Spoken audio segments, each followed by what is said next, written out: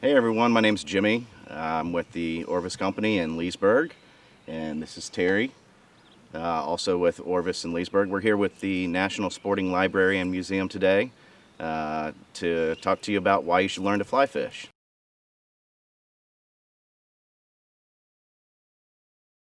This can be really simple.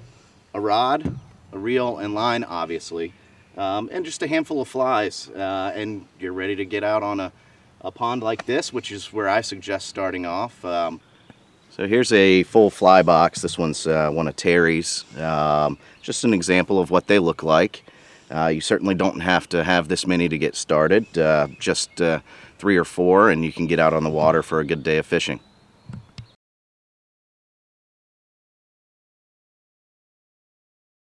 Okay, so to explain a little bit of the difference between fly fishing and conventional fishing, first let's look at, here's another fly box for you guys versus what somebody might typically throw with a spinning rod like I have here on the table. You see this is much larger. It's got a lot more weight to it than our flies do. Or like this crankbait right here. Again, a lot bigger than my flies and has a lot more weight to it. Moving on to the rod itself, you can see that this spinning rod here is about 5.5 to 6 feet long versus most fly rods are going to be around 8.5 to 9 feet long. As Terry's given you guys some lessons on casting, he'll explain the length of the rod a little bit more and why that's important. But with these small flies that are virtually weightless, we can't put those on this thin monofilament line and cast them out to the fish.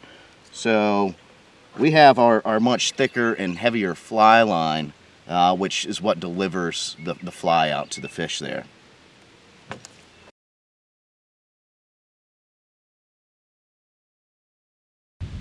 All right, so we're finally going to get to the point where we teach you how to do a little fly casting. I think of this as a functional art form. Technique involved. It's not hard. It takes a little practice, but a few principles to learn. And we always start out with a cast called the pick up and lay down cast. If you can master the pick up and lay down cast, we can teach you other casts in additions to it. So think of the pick up and lay down cast that you're going to learn today as a foundation of fly casting. And as you progress in this sport, the more proficient you are in fly casting, generally the more fish you're going to catch. We're on a pond today. I highly recommend actually learning to practice on grass. I'm using a piece of fluorescent yarn. There's no hook here. Again, for safety reasons, especially if you're learning, you've never done this before, we're going to have a hook going back and forth in the air eventually. So today we're going to learn the pick up and lay down cast. The goal is to basically get the fly to your target on the water eventually, which is the fish, or near the fish, and you want to do it gracefully with as little effort as possible and efficiently. We'll start out with the grip. In most athletic implements, like a baseball bat, a golf club, we want to hold the fly rod really in our fingers. All right, so you're going to have your hand come underneath, put your hand under, and your thumb on top. And that's the basic grip. We don't want to bury it down into our thumb very far. Keep it out here in your fingers and thumb on top. Some people like to also put their index finger up there, so you may see me with my index finger up there sometimes when I'm casting, or it'd be underneath. Personal preference, but that's our grip. Stance, a little bit of an athletic open stance. I'm going to be casting out that way, so I don't want to be totally closed like this. I want my casting side foot, my right side, a little bit back, my left foot forward. And then what I'll do is I'm going to get the line out there, and we'll talk about actually how to perform the cast. So we get the line out in front. About 20, 30 feet is all you need to get started. Casting is, we want to talk about where to start the rod. We always want to start the rod down with the rod tip close to the water or even touching the water. The reason for that is we don't want any slack in our line.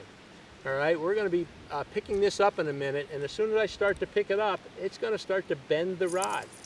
The rod is a flexible lever. That's what we're using. We're using a flexible lever, and we want to bend the rod. So if I start with the rod tip down, as soon as it starts to pick the line up off the water, the resistance to the water will bend the rod. That stores the energy. When I stop the rod, the line moves. That releases the energy, and that's fly casting. Fly casting is bending the rod to get the energy, stopping the rod, and then starting in the other direction. So there's a backward cast and a forward cast to fly fishing. So we'll get started here. So get the line out for you. I've got the rod tip down. I'm going to start slowly, lifting, lifting, lifting, accelerate to a smooth stop, pause, come forward, accelerate to a smooth stop. One more time. Accelerate to a smooth stop, pause, accelerate, pause, and you'll see the line goes out and hits the water. So a couple key points is, rod tip down, start slowly. I'm just lifting that line off the water. When I get to here, I'm going to put a little acceleration to it, pause, and then go forward. Well, in fly casting, we really don't use our wrist. We want to use our elbow and our shoulder. It's more like a karate chop. If I held a board out in front of you, you wouldn't do this to break the board. You would use your whole arm to break the board. And that's what we're trying to teach in a good, proper fly cast.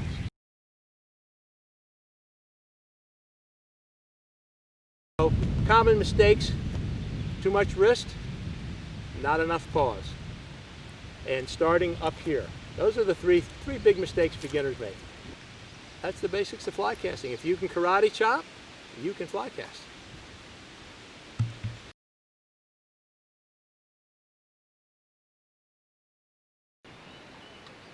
All right, so thanks for joining us today. Wanted to lastly provide you with a few places to go fly fishing. Locally, if you're in the Purcellville area, we have Franklin Park. If you're more towards Haymarket, there's Silver Lake, or just south of there, Lake Brittle. And also Thompson Wildlife Management area has the Thompson Pond on it. You can visit the Department of Game and Inland Fisheries website for public accessibility for fishing. And be sure to stop by and see us at Orvis, Leesburg, and at the National Sporting Library and Museum, where they have a ton of literature on fly fishing. It's a truly amazing place.